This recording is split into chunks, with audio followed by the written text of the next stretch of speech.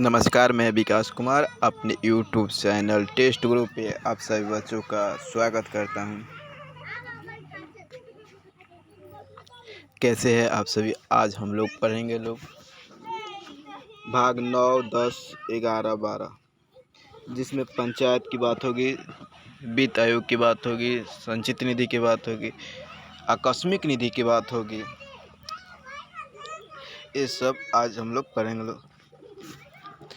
तो आप सभी दोस्तों बच्चे नोटबुक और पेन लेकर बैठ जाइएगा। और हाँ, क्लास शुरू होने से पहले आप सभी अपने सभी दोस्तों के पास इस वीडियो को शेयर कर दीजिए, ताकि इस वीडियो को अधिक से अधिक लोग के पास पहुंच सके और इसका लाभ उठा सकें।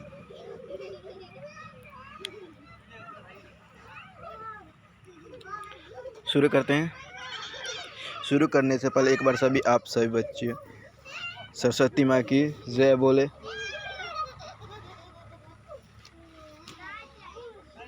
चलिए अब देखिए, क्लास शुरू करने से पहले एक मोटिवेशनल कोट जो आपको ऊर्जावान बनाएगा। और माँ तेरे पसीने को मोती चमचम का सपरे बेने देखना, माँ पूरा करके तेरा शेर से नहीं दिखलाएगा। कहता है सफलता प्राय उनके ही कदम चूमती है। सफलता प्राय उनके ही कदम चूमती है जिनके पास सफलता को निहारने का वक्त नहीं होता। सफलता उनके ही कदम चूमती है जिनके पास सफलता को निहारने का वक्त नहीं होता।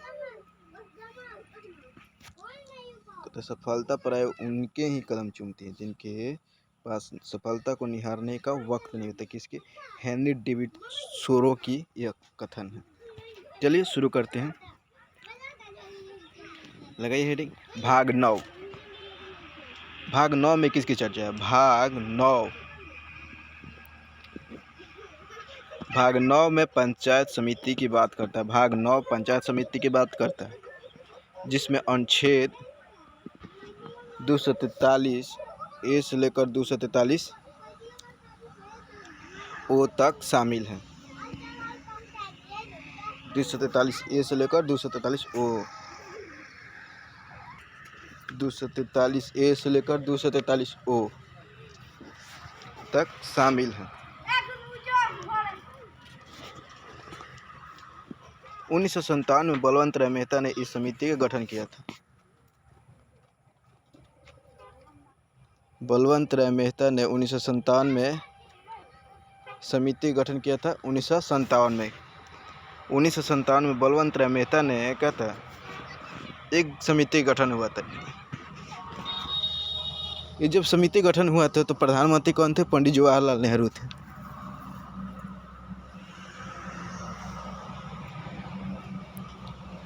पंडित जवाहरलाल नेहरू के थे प्रधानमंत्री थे। राजेंद्र प्रसाद राष्ट्रपति थे उस समय। 1957 में इस समिति का गठन हुआ था।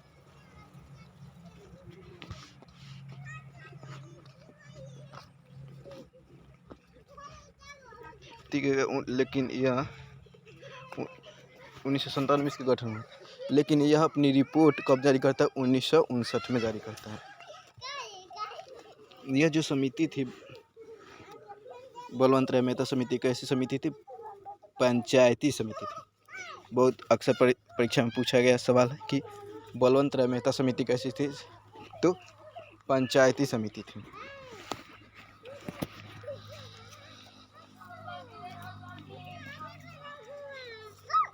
बलवंत राय मेहता समिति त्रिस्तरीय पंचायत की बात करता है।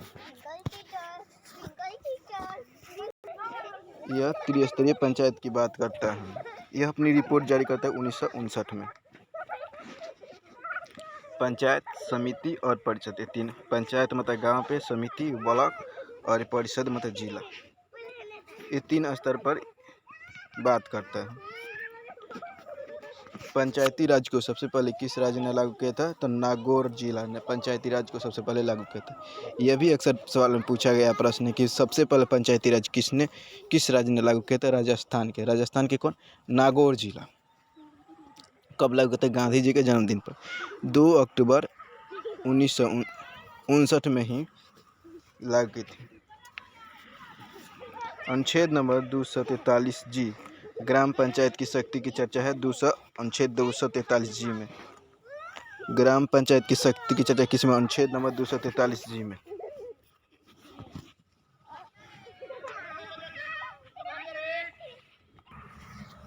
समिति की बात करते हैं 19 इसके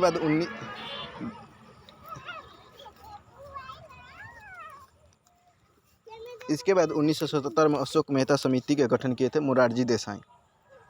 मोरारजी देसाई ने किस समिति का गठन किया था? 1977 में मोरारजी देसाई ने किस समिति का गठन किया था? तो अशोक मेहता समिति का गठन। लेकिन उनकी आकस्मिक मृत्यु हो जाने के कारण वो इसे लागू नहीं कर पाए। लेकिन ये इससे भी अक्सर परीक्षा में सवाल देखे गए हैं कि पूछता है कि जो अशोक मेहता समिति थी वो कितने स्तरीय पंचायत समिति की बात की थी? तो 2 स्तरीय पंचायत समिति की बात करता है। बलवंत राय मेहता समिति से यह त्रिस्तरीय की, जबकि यह 2 स्तरीय पंचायत समिति की बात करता है, लेकिन वो उसे लागू नहीं करता। इसलिए मैंने लिख दिया कि यह द्विस्तरीय पंचायत थी। अशोक राय मेहता समिति कैसी थी? द्विस्तरीय थी। और बलवंत राय मेहता समिति त्रिस्तरीय थी। इसके बाद यह सभी हमारे जितने भी सफ़ेद कलर वाले जॉब हैं, यानी कि जितने भी हमारे सभी नेता हैं, उन लोग को यह आभास हुआ कि नहीं, पंचायत हम सभी लोगों से पिछड़ रहा है, यानी कि उसका विकास नहीं हो रहा है। नगर निकाय राज्य का तो विकास हो रहा है, लेकिन जब तक गांव का विकास नहीं होगा देश का विकास नहीं हो सकता। क्योंकि हम सभी जानते हैं कि अभी भी हमारे देश की बहुत बड़ी आबादी कहाँ निवास करती है? गांव में निवास करती है। और ये जो हमारे नेता सब हैं वो गांव के विकास के बारे में सोच ही नहीं रहे थे, जबकि गांधी जी ने बहुत पहले कह दिया था अगर किसी देश को विकास करना है, किसी जिला को विकास करना है, तो आप सबसे पहले उसके छोटे छोटे क्षेत्र को विकास कीजिए, वो खुद बड़ा हो जाएगा। लेकिन ये उतना प्रभावशाली नहीं, उनको मृत्यु हो गई और जिससे यह नहीं उतना सफल। लेकिन बाद में जब यह आभास हुआ तो उन्होंने कहते 24 अप्रैल 1993 ईस्वी को यह अनिवार्य कर दिया सभी राज्यों में। 24 अप्रैल 19, यह डेट बहुत इम्पोर्टेंट है, नोट कर लीजिए। कब? 24 अप्रैल 1993 को। 24 अप्रैल 1993 को 24 अप्रैल 1993 को क्या था? पंचायती राज व्यवस्था लागू की थी। कब? 24 अप्रैल अनिवार्य कर दिया गया। यह 73वां संविधान संशोधन। इस तरह तो आप जानते हैं कि कोई चीज़ लागू नहीं कर सकती। हाँ, मन में आए कि नहीं,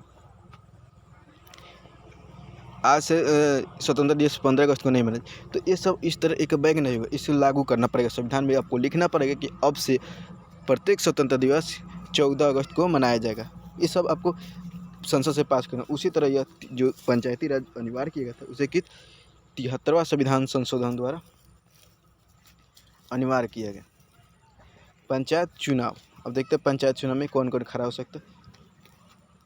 पंचायत चुनाव में हमारे जो मुखिया का, सरपंच का, वार्ड का ये सब चुनाव होता है, उसमें 1/3 सीट क्या है? महिलाओं के लिए आरक्षित है। कितना? 1/3 सीट।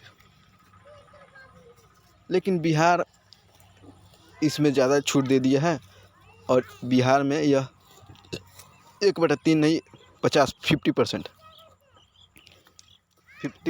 आरक्षण की बात करते हैं। कार्यपालिका। अब देखते हैं महत्वपूर्ण शब्दावली, जैसे कार्यपालिका का प्रधान कौन है, विधायिका का प्रधान, न्यायपालिका का प्रधान होगा। तो वहीं देखते हैं कार्यपालिका का प्रधान क्या होता है? मुखिया होता है। जितना भी काम होता है पंचायत समिति, पंचायत में सब काम कौन करता है? मुखिया के अधीन होता है। जैसे किसी वार्ड में सड़क बनाना है तो मुखिया के फंड में आता है। मुखिया उसे वार्ड की मदद से, लोगों की मदद से करवाता है। और कोई झगड़ा हो गया, विवाद हो गया, उसका निपटारा कौन करता है?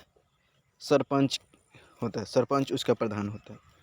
और हाँ, पुलिस का प्रधान कौन होता है? पुलिस का प्रधान चौकीदार होता है। हर गांव का एक चौकीदार होता है, वह उसका पुलिस का प्रधान होता है, वही सब सूचना देता है। पुलिस स्टेशन का प्रधान अलग होता है, लेकिन ये पुलिस जो हमारे गांव में होता है उसका प्रधान कौन होता है? चौकीदार होता है। ग्राम सेवक का प्रधान कौन होता है? BDO होता है, जो ब्लॉक स्तर पर होता है। BDO, VDO ये सब होता है। राज्य का राजस्व विभाग का प्रधान कौन होता? लेखापाल होता। लेखापाल जो जमीन लिखवाने में मदद करता वही हो लेखापाल। समझ गए? समझ में आ रहा होगा तो लाइक कर दीजिएगा, लाइक करना मत, चैनल को सब्सक्राइब कीजिएगा और अपने दोस्तों के पास शेयर कीजिएगा। चलते हैं आगे बढ़ते। समझ में आया ना? यहाँ तक अभी तक हम देखें पंचायत के 3 हम समिति थी, बलवंत राय मेहता समिति, अशोक मेहता समिति, और इसे कब लागू किया गया? एक ट्रिक है, ट्रिक नहीं है क्या? 1 मिनट रुकिए।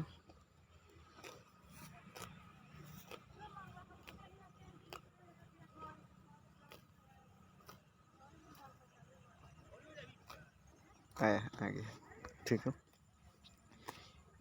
अनुच्छेद जैसे मैंने बताया था आप लोगों को कहते 243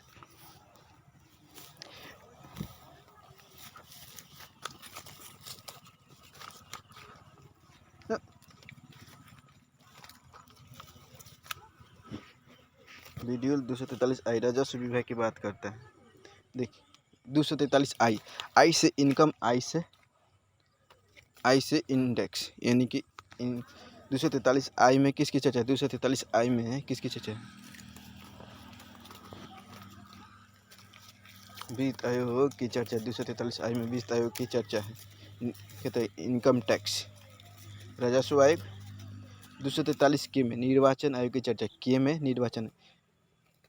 पंचायत की बात अनुच्छेद नंबर 15 को है। अनुच्छेद के 343 वो से लेकर 343 आई तक। चल आइए ये सब चर्चा है। इसका ट्रिक क्या है? बीए पास 73। कोई स्टूडेंट हो उसने बीए का पास किया 1973 में पास किया या 73 में पास किया, 73 अंक से पास किया। तब बी से बलवंत राय मेहता समिति, बी से बलवंत राय मेहता समिति, ए से अशोक मेहता समिति जो 2 स्तरीय थे। किसने लागू किया था ये भी याद कीजिए। इसे किसने इम्प्लीमेंट किया था? मोरारजी देसाई ने। लेकिन उसने इसे लागू कर पाए? नहीं लागू कर पाए। क्यों? क्योंकि उनकी मृत्यु हो गई थी। इसलिए उसने इस समिति बनाई थी, काम भी किया, लेकिन लागू नहीं कर पाए। जैसे होता नहीं कि हाँ सब कुछ ढांचा तैयार कर दी लेकिन उसे हम बनाए नहीं।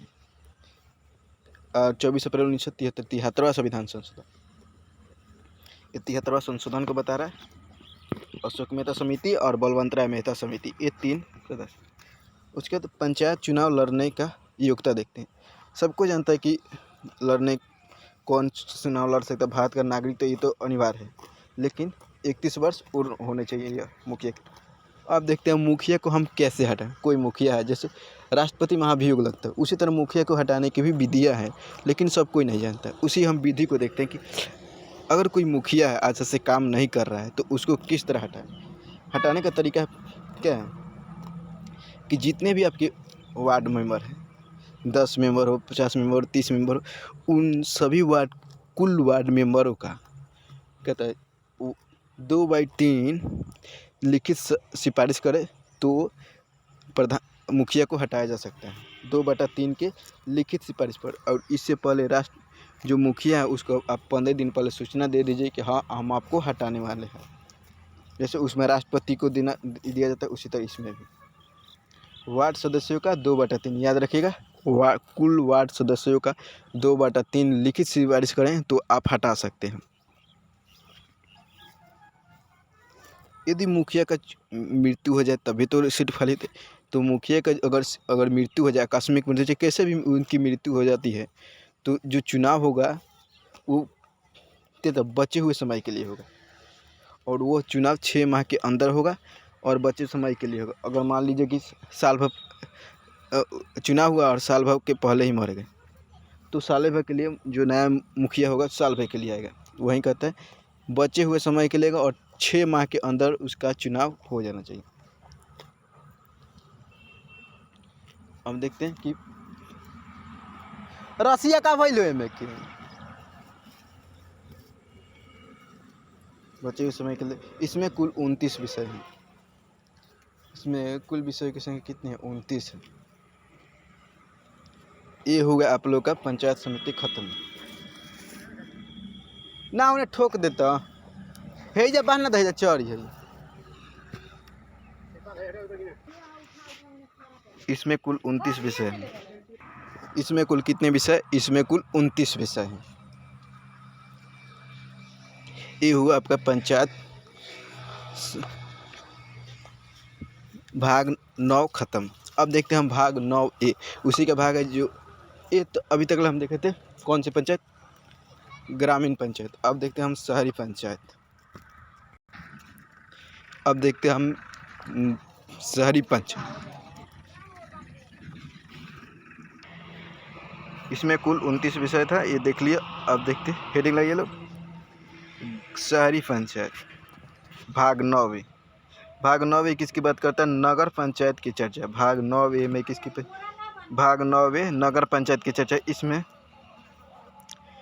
अनुच्छेद वहाँ पे 243 ओ से लेकर के है, ए से लेकर ओ तक है। यहाँ पे 243 पी से लेकर 243 जेड जी तक है। इसमें के 3 भाग, इसके छोटे छोटे 3 भाग हैं। कौन कौन? छोटा अगर छोटा नगर होगा तो उसमें किसकी चुनाव होगी?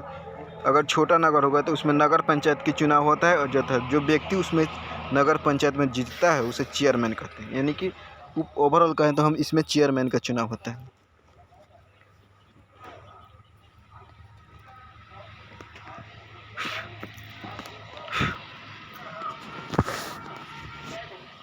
छोटा नगर में किसका चुनाव होता है? चेयरमैन का चुनाव होता है। मध्य अगर उससे छोटा नगर पंचायत है, थोड़ा बड़ा नगर पंचायत हो, तो उसमें नगर परिषद का चुनाव होता है। इसके सदस्य को क्या कहते हैं? नगर परिषद के सदस्य को अध्यक्ष कहते हैं। तथा अगर इसे भी बड़ा होगा तो उससे कहते हैं उसे बोलते हैं सबसे बड़े नगर निगम है तो उसका कहते हैं नगर निगम कहते हैं। अगर सबसे बड़ा शहरी क्षेत्र से नगर निगम कहते हैं।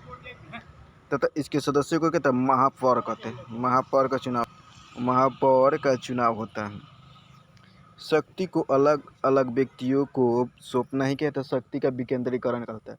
शक्ति को अलग अलग व्यक्तियों को सौंप दिया जाता है ताकि किसी एक व्यक्ति को कहते हैं घमंड ना हो सके कि हाँ सर्वा में। इसीलिए राष्ट्रपति, उपराष्ट्रपति, ये सब केंद्र सरकार में, राज्य में भी प्रधान, मुख्यमंत्री, राज्यपाल, ये सब अलग अलग मंत्री हैं। उसी तरह जिला में भी होता है। कहते हैं शक्ति को अलग अलग सौंपना ही कहते हैं विकेंद्रीकरण कहते हैं। सबसे पुराना नगर निगम कौन है? मद्रास नगर निगम। अब देख 2-3 महत्वपूर्ण। सबसे पहले चोल वंश जो था उसने क्या स्थानीय स्वशासन को लागू किया था। स्थानीय स्वशासन को सबसे पहले किसने लागू किया था? तो चोल वंश ने। उसके बाद अंग्रेज आए थे तो भारत में सबसे पहले लॉर्ड रिपन ने स्थानीय स्वशासन को शुरू किया था। भारत में लॉर्ड रिपन ने स्थानीय स्वशासन को क्या था? शुरू किया था लॉर्ड रिपन। शहरी पंचायत में कुल 14 विषय है, जबकि ग्रामीण पंचायत में कुल 29 विषय हैं। शहरी पंचायत में कुल 29 विषय। यह अब हो गया ये आपका शहरी पंचायत खत्म। अब 9 देख लिए, भाग 9 देख लिए, भाग 9A भी देख लिया, भाग 9B देखते हैं। अब देखते हैं भाग 9B। भाग 9B में किसकी चर्चा है? सहकारी समिति की चर्चा बात करता है। भाग 9B किसकी बात करता है? सहकारी समिति की बात करता है। इस सहकारी समिति क्या होता है? 10 से 12 लोगों का एक समूह होता है जो छोटे मोटे काम को देखते हैं। जैसे किसी को 5,000 रुपये लेना है तो वो 50,000 लोन लेना है तो वो सब काम कौन करता है? नगर निगम देखता है, नगर पंचायत देखता है। इसे 97वां संविधान संशोधन द्वारा क्या था? संविधान में जोड़ा गया। 97 संविधान संशोधन द्वारा इसे जोड़ा गया। अब आप लोगों का भाग 9 क्या था? कंप्लीट हो गया। 9A, 9B और 9B। अब देखते हैं भाग 9B जिसमें एक अनुच्छेद है 244 शामिल है। यह SC और ST के प्रशासन की चर्चा करता है। SC और ST दो कास्ट है, SC और ST। इसकी प्रशासन की बात करता है भाग 10। अब देखते हैं भाग 11। भाग 11 में अनुच्छेद 245 से लेकर 263 तक शामिल है। भाग 11 में कितने अनुच्छेद शामिल है? भाग 11 में 245 से लेकर 263 अनुच्छेद शामिल है। यह केंद्र राज्य संबंध की चर्चा करता है। भाग 11 किसकी चर्चा करता है? केंद्र राज्य संबंध। केंद्र और राज्य के बीच कैसा संबंध है, यह भाग 11 चर्चा करता है। अनुच्छेद नंबर 246 कहाँ से कहाँ 245 से और 263 तक। अनुच्छेद 246 ये जीएसटी की चर्चा करता है। अनुच्छेद 246 से जीएसटी की चर्चा करता है। जीएसटी का फुल फॉर्म कहता है goods and service tax. GST कहते हैं goods and service tax. Goods and service tax GST का फुल फॉर्म कहता है गुड्स एंड सर्विस टैक्स, जिसके बारे में हम आगे पढ़ेंगे 279A में। 249 एक कहता है 249 कहता है यदि देश में या राज्य में आपातकाल लागू हो तो वहाँ के सभी नियम को केंद्र सरकार अपने करेंगे।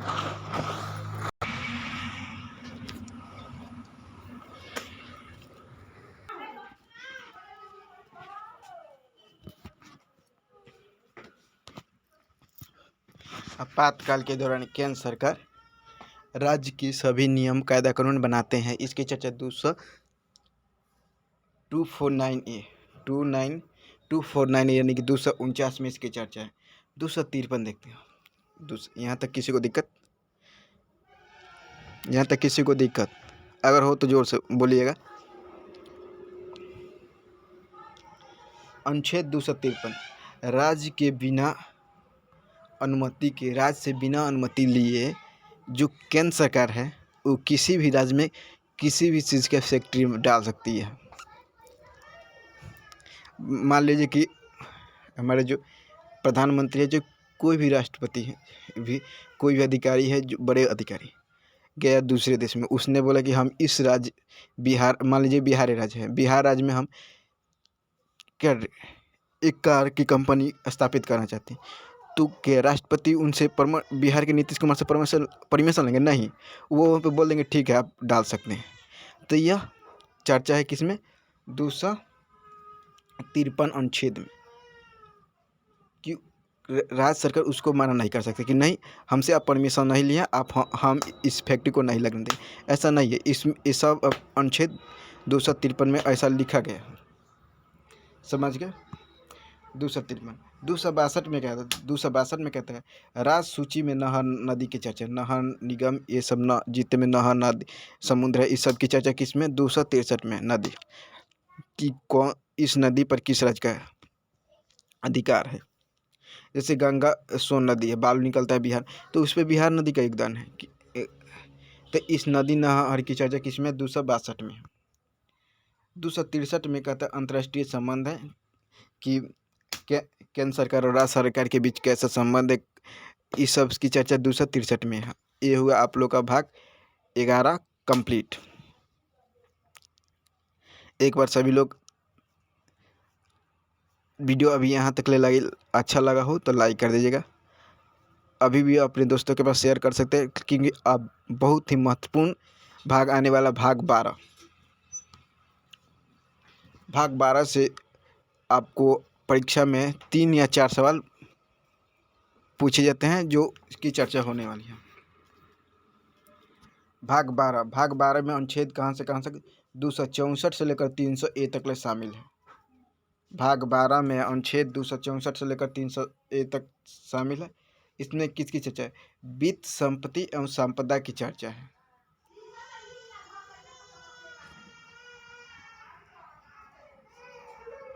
इसमें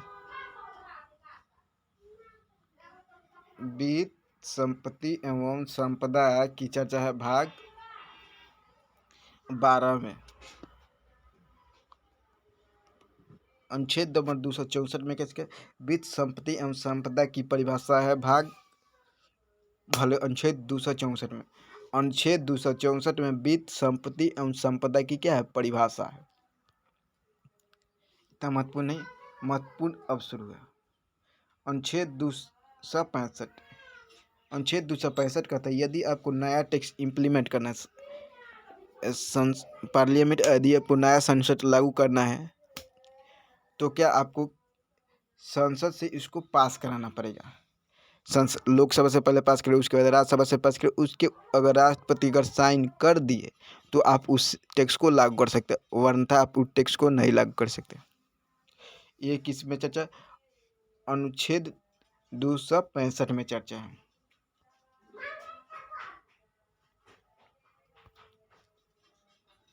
अनुच्छेद 266। अनुच्छेद 266 में किसकी चर्चा? संचित निधि की बात करता है। अनुच्छेद नंबर 266 संचित निधि। यह संचित निधि आरबीआई के पास होता है। संचित निधि किसके पास होता है? आरबीआई के पास। किसके पास? आरबीआई के पास होता है। अनुच्छेद 267। अब देखते हैं अनुच्छेद नंबर 267। अनुच्छेद 267 किसकी बात करता है? आकस्मिक निधि की बात करता है। मान लीजिए कोई ऐसी वित्तीय संकट आ जाए जिसमें एकदम संपत्ति के एक आवश्यक हो, तो यह उसी के लिए वो रखा गया आकस्मिक निधि। आकस्मिक निधि में कितने? 500 करोड़ संपत्ति को रखा गया आकस्मिक निधि। अनुच्छेद 267 में आकस्मिक निधि की चर्चा है। आकस्मिक निधि की चर्चा है 267A में। यह राष्ट्रपति के पास होता है। आकस्मिक निधि राष्ट्रपति के पास, जबकि संचित निधि किसके पास? आरबीआई के पास। आकस्मिक निधि राष्ट्रपति के पास, संचित निधि आरबीआई के पास। इसमें कितने संपत्ति होती है? 500 करोड़। अनुच्छेद 275। अनुच्छेद 275 में किसकी चर्चा? विशेष राज्य की चर्चा कि कौन कौन से विशेष राज्य है। अब देखते हैं विशेष राज्य किसे कहते हैं। आखिर बिहार के नीतीश कुमार विशेष राज्य की चर्चा क्यों कहते हैं? इस सबको देखना।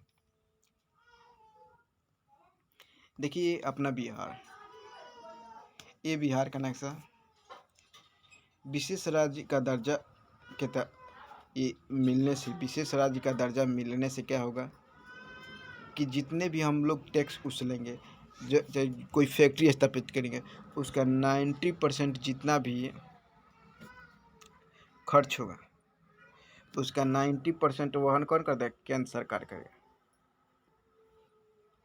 माने अगर 100 रुपये मान लीजिए खर्च हुए किसी कंपनी को स्थापित में, तो 90 रुपये कौन कर देगा? केंद्र सरकार। 10 रुपये नीतीश कुमार अपने जेब से देंगे। अपने जेब से नहीं देंगे, माने अपने राज्य से देंगे, और 10% राज्य सरकार उसमें इन्वेस्ट करेगा। यह विशेष राज्य की दर्जा मिलने पर। अगर नहीं मिलता तो 60% क्या था? मदद करता है राज्य केंद्र सरकार, और 40% नीतीश राज्य सरकार वो अपना समझता है। तक जो हम लोग टैक्स वसूलते तथा जितना भी टैक्स वसूला जाता है उसका क्या था? 40% ही सरकार को वापस मिल पाता है अगर विशेष राज्य का दर्जा नहीं है तो। लेकिन अगर विशेष राज्य का दर्जा मिल जाता है तो क्या होता है? लेकिन विशेष राज्य का दर्जा मिल जाने पर क्या होता है? दर्जा मिलने पर 90% जो टैक्स हम लोग वसूल कर केंद्र सरकार को देते हैं उसका 90% क्या होता है? वो वापस आ जाता है। ये विशेष राज्य की दर्जा मिलने पर सोचिए कितना फायदा है ना। इसीलिए नीतीश कुमार क्या था? विशेष राज्य की दर्जा की मांग कर रहा है। 280 में किसकी चर्चा? वित्त आयोग की चर्चा है। अनुच्छेद वित्त आयोग की चर्चा है किसमें? 280 में। बहुत महत्वपूर्ण है। दो तीन अभी तक 2-3 परीक्षा में आ गए हैं। वित्त आयोग की चर्चा 280। अनुच्छेद नंबर 279A जीएसटी काउंसिल की चर्चा। जीएसटी काउंसिल की चर्चा अनुच्छेद नंबर 289A में है। जीएसटी जो है जीएसटी काउंसिल की चर्चा, जीएसटी काउंसिल की चर्चा है 279A। जीएसटी जो होता है समवर्ती सूची पर लगने वाला टैक्स है या इनडायरेक्ट टैक्स है। कैसा टैक्स है? इनडायरेक्ट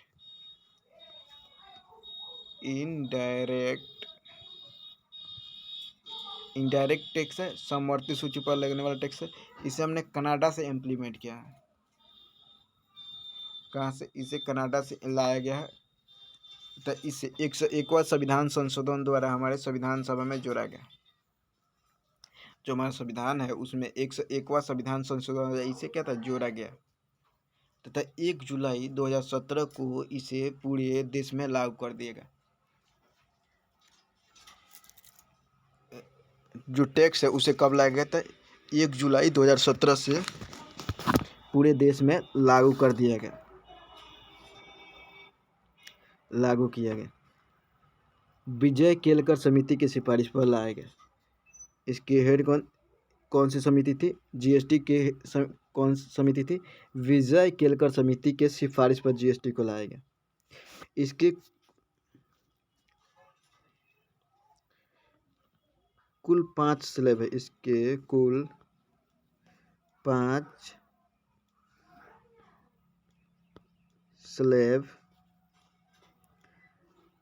स्लैब है। कौन कौन से? 0%,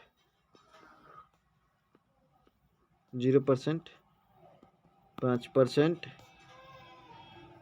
12%, 18% और 28%। ये 5 स्लैब है। ये 28% जो टैक्स है ये विलासिता वस्तु पर लगता है।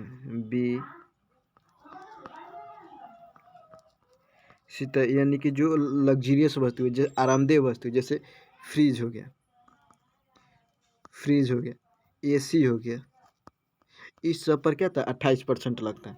ये लग्जरियस के समान जो भी वस्तु लग्जरियस के अधीन आती है उस पर क्या था? 28% टैक्स लगता है। कृषि क्षेत्र पर कितना है? कृषि पर 0% कोई टैक्स नहीं था। जैसे ट्रैक्टर है उस पर कोई टैक्स नहीं लगता है। कृषि पर टैक्स। खाने वाले पीले वस्तु पर कितना? 5% का टैक्स लगता है।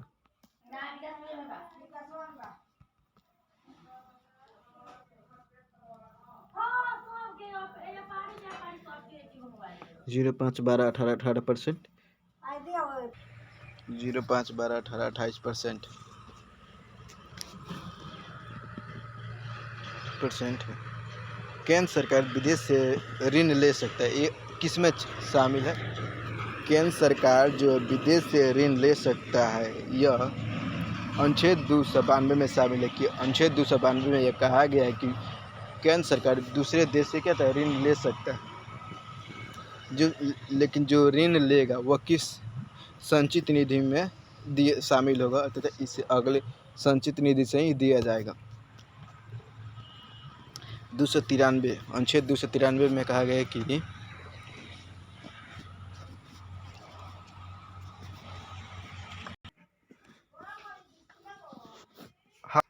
293 राज्य सरकार भी विदेश से ऋण ले सकते हैं, लेकिन इसे केंद्र के आदेश पर इसे शामिल किया जाएगा। केंद्र से अनुमति लेनी पड़ेगी 263 में। यह भी जो राज्य सरकार भी जो संपत्ति लेगी वो उसका भरपाई कौन करेगा? केंद्र सरकार करेगा, क्योंकि उसे संचित निधि में जोड़ा जाएगा।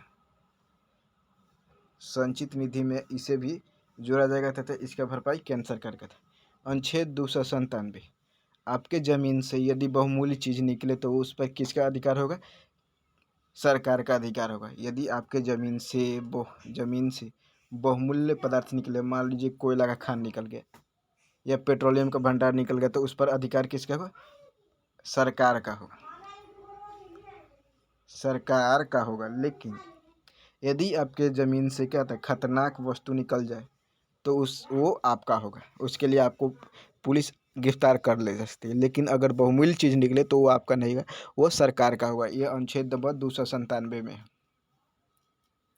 अब देखते हैं अनुच्छेद नंबर 300, अति महत्वपूर्ण। अनुच्छेद नंबर 300 बहुत बार पूछा गया सवाल है कि संपत्ति का अधिकार पहले मौलिक अधिकार था, अभी इसे किस अनुच्छेद में शामिल किया गया था? अनुच्छेद नंबर 300A। संपत्ति का अधिकार को 44वां संविधान संशोधन द्वारा जो एक मौलिक अधिकार था उसे क्या था? एक लीगल अधिकार, विधि अधिकार बना दिया गया। मोरारजी देसाई ने इसे लागू किया था 44वां संविधान संशोधन 1978 में लागू हुआ था। 24 अप्रैल 44वां संविधान संशोधन 1978 द्वारा इसे एक लीगल टेंडर बना देगा। अब इसे सरकार अब छीन सकती है।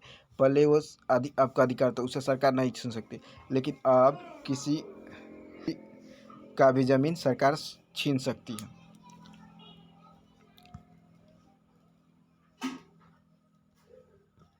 ये हुआ आप लोग का पूरा भाग 12 कंप्लीट। अगर अच्छा लगा होगा, आप लेके लाभदायक हुआ तो लाइक कर दीजिएगा तथा अपने दोस्तों के पास शेयर कर दीजिएगा।